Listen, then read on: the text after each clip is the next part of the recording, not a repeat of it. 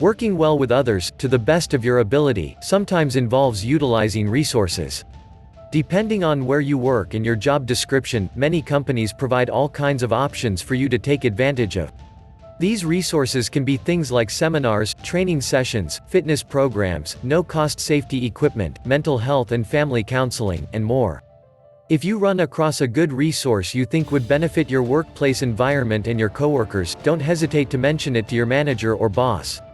Who knows? You might even get a small reward or bonus for taking the initiative to recommend something that might help your company succeed. Don't be a noisemaker. In the event your employer allows you to listen to music or something similar, don't be a noisemaker. Wear headphones or keep the volume at a non-distracting level. Remember, not everyone will have the same taste in music as you do.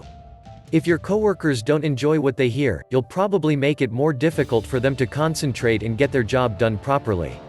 The time to make noise is after the workday is done, unless you're a rock musician or an auctioneer. Respect boundaries.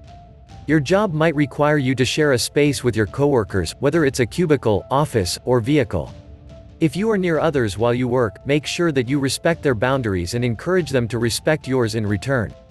Try not to have phone calls about non-work related matters if your cubicle mate is quietly focused on a project.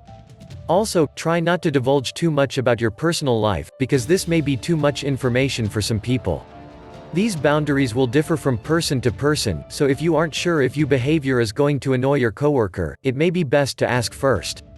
Learn to let go. Once you've had a dispute with a coworker, it can be difficult to get your relationship with them back to a state where you can work together effectively.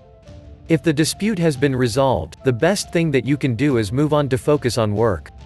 Of course, your coworker will have to focus on letting go too.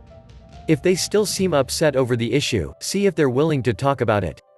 If they tell you why they're still not satisfied after the dispute was settled, do what you can to make things right between the two of you.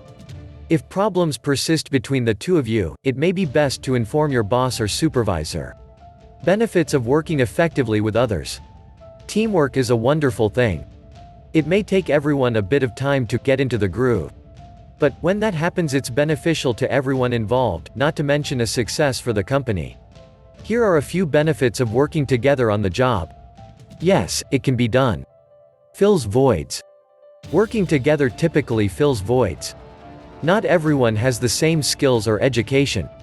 Teamwork allows people to contribute their separate knowledge to a project or problem as a whole. It also comes in extremely handy when someone is sick.